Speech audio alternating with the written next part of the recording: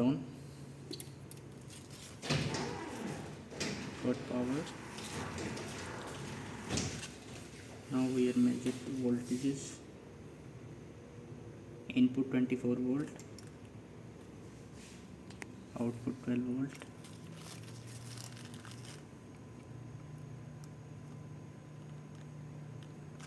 12 volt.